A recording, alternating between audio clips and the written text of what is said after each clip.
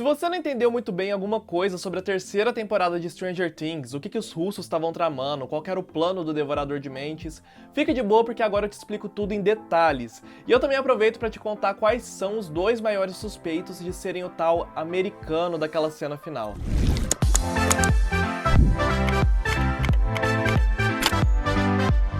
Oi, eu sou o Léo Vitório, e antes de tudo, aquele aviso básico. Esse vídeo vai conter spoilers sobre a terceira temporada de Stranger Things. Se você ainda não terminou de assistir, vai lá correndo maratonar na Netflix e depois volta pra cá. E se é a sua primeiríssima vez por aqui, já se inscreve aqui embaixo e ativa o sininho, porque em breve vão sair mais vídeos sobre a série e se você tiver com o sininho ativado, você vai receber notificação assim que esses vídeos saírem. A primeira coisa que você precisa ter em mente é que na época dos acontecimentos de Stranger Things estava rolando a Guerra Fria, momento em que os Estados Unidos e a União Soviética disputavam o título de maior potência mundial. E existia muita espionagem por ambas as partes. Tanto que lá na primeira temporada a gente vê o Dr. Brainer usando os poderes dela para espionar os russos. E é justamente numa dessas espionagens que a Eleven encontra o Demogorgon e sem querer abre um portal entre o nosso mundo e o mundo invertido. Com o tempo, a gente descobre que esse mundo invertido é controlado por uma criatura gigantesca que é nomeada pelos personagens como Devorador de Mentes. O Devorador de Mentes decide usar o portal aberto pela Eleven para se infiltrar na nossa dimensão e dominá-la assim como fez com o mundo invertido. E uma das suas táticas é possuir o corpo do Will, que tinha criado uma conexão com a outra dimensão depois de ter sido sequestrado para lá pelo Demogorgon na primeira temporada. O Devorador de Mentes faz isso colocando uma parte dele dentro do Will, mas felizmente no final da segunda temporada, a Joyce consegue exorcizar esse corpo estranho de dentro do filho e a Eleven consegue fechar o portal que levava ao mundo invertido. Duas coisas importantes aqui. Primeiro, o Devorador de Mentes só consegue influenciar a nossa realidade se tiver algum tipo de portal aberto entre o mundo invertido e a nossa dimensão. E segundo, lá no fim da segunda temporada, nenhum dos personagens parou pra pensar o que aconteceu com aquela parte do Devorador de Mentes que saiu de dentro do Will. Depois dessa parte sair, a gente vê ela se dispersando, mas nunca voltando lá pro portal. O que ninguém imaginava é que ela tinha se escondido, digamos assim, em uma siderúrgica abandonada nos limites da cidade. Mas como o portal já tinha sido fechado, o Devorador de Mentes não conseguia controlar essa parte dele que ainda estava no nosso mundo. Então ela ficou bem inerte e inofensiva. E agora começam os acontecimentos que levam à terceira temporada. De alguma forma, os russos ficam sabendo sobre a existência do mundo invertido e começam a fazer o contrário do que os personagens estavam fazendo lá na segunda temporada. Eles começam a tentar abrir um portal para o mundo invertido. Para que exatamente a gente não sabe, mas provavelmente para tentar dominar essa outra dimensão ou para tentar extrair dela armas para lutar contra os Estados Unidos, como por exemplo os Demogorgons. Para tentar abrir essa dimensão, eles constroem uma máquina gigantesca chamada a Chave, que dispara um jato de energia muito alto para tentar furar a barreira entre os dois mundos. Para essa máquina funcionar, ela precisa de uma quantidade absurda de energia elétrica e de um líquido verde. A gente não sabe exatamente a finalidade dele, a única coisa que a gente sabe é que ele é extremamente corrosivo. Na primeira tentativa de abrir o portal, feita lá na Rússia, os russos falham miseravelmente e começam a procurar o motivo de não ter dado certo. Então eles percebem que a chave é só metade do necessário para abrir o portal. Eles também precisam usá-la no lugar certo. De alguma forma, eles também descobrem que Hawkins é esse lugar, porque um portal já tinha sido aberto ali, então seria muito mais fácil furar essa barreira entre os dois mundos, digamos assim. Então os russos colocam em prática um plano super secreto para tentar abrir o portal lá em Hawkins. Para sorte deles, o prefeito da cidade, o Klein, é um cara super corruptível. Então eles fecham um acordo com esse cara e começam a construir um mega shopping. Mas a construção desse shopping só é um disfarce para a construção de um laboratório subterrâneo em que a chave seria utilizada. E você lembra que para essa chave funcionar, ela também precisa de muita energia elétrica?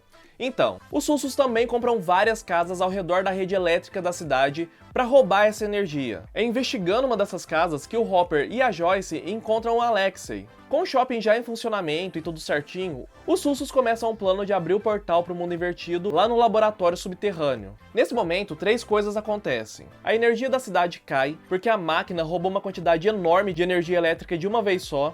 O portal começa a ser reaberto, o que faz o Devorador de Mentes voltar a ter uma conexão com o nosso mundo, e o Will, lá no cinema, sente essa presença do monstro voltando. Ah, e lá na siderúrgica, a parte do Devorador que tinha ficado inerte contamina um monte de ratos que estavam por lá. Pouco tempo depois, o Devorador de Mentes também consegue contaminar o Billy. O Billy então vira uma espécie de espião, o maior representante humano do monstro, assim como o Will era lá na segunda temporada. Mas como o Billy já era praticamente movido pela força do ódio, foi muito mais fácil corromper ele e convencê-lo a fazer coisas abomináveis, como sequestrar a Heather para começar a aumentar o exército dos Contaminados, que depois ficariam conhecidos como Devorados. Por sorte, a Eleven, numa brincadeira com a Max, espiona o Billy no exato momento que ele leva a Heather lá para a siderúrgica para ser contaminada, e as duas começam a investigar o que está acontecendo. O Will novamente sente a presença do Devorador e se convence de que ele voltou, passando a informação para todo mundo. E a Nancy e o Jonathan, que estavam investigando o comportamento estranho dos ratos da cidade e de uma das devoradas, também percebem que alguma coisa estava muito errada. Então toda essa galera se reúne para tentar entender o que está acontecendo. E nisso eles descobrem que o número de devorados está aumentando pra caramba e que todos eles estão tomando coisas químicas, porque isso mais tarde causaria uma reação no corpo deles que os faria explodir e virar uma gosma. Toda essa gosma se fundiria para formar um corpo físico para o Devorador de Mentes. A Eleven usa os poderes dela para mais uma vez espionar o que o Billy tá fazendo, e nisso ela descobre o plano do Devorador de Mentes, que é construir um corpo físico para matá-la.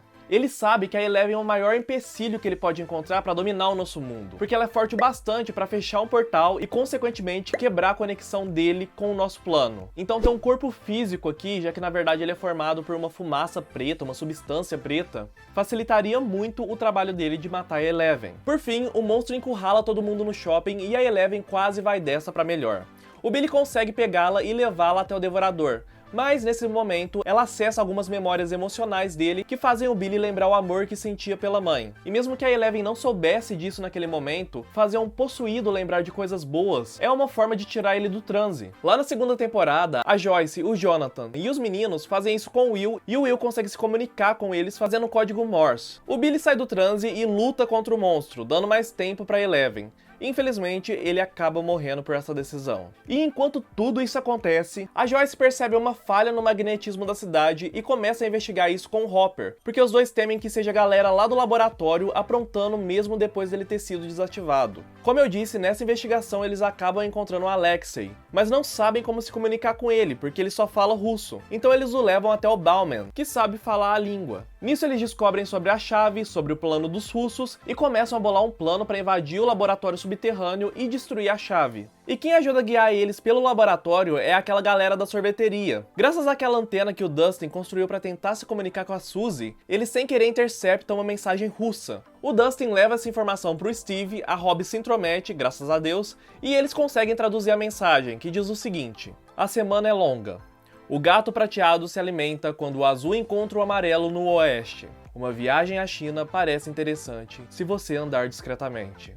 A Robin, rainha, decifra esse código. Basicamente, ele diz que a galera que traz os carregamentos pro shopping e que veste o uniforme de um gato prateado vai trazer coisas secretas às 9h45, quando os ponteiros do relógio do shopping se encontram apontando pro oeste.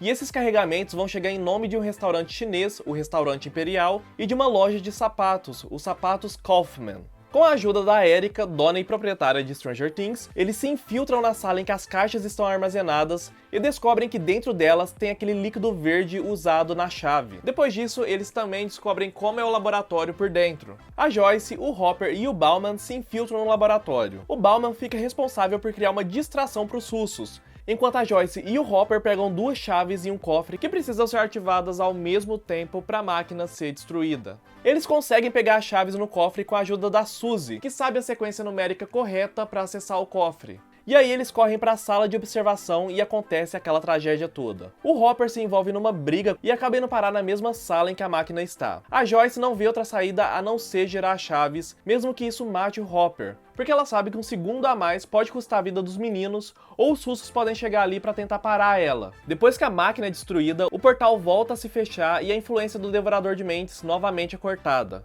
Consequentemente, o monstro lá no shopping acaba morrendo. Logo em seguida, militares que foram chamados pelo Hopper aparecem e ficam responsáveis por mascarar tudo o que aconteceu ali, provavelmente queimando todo o shopping com os restos da criatura lá dentro. Quando tudo aparentemente fica bem, pelo menos nessa questão do mundo invertido, aparece uma cena final que se passa lá na Rússia, em que os russos levam um prisioneiro para servir de alimento para um Demogorgon.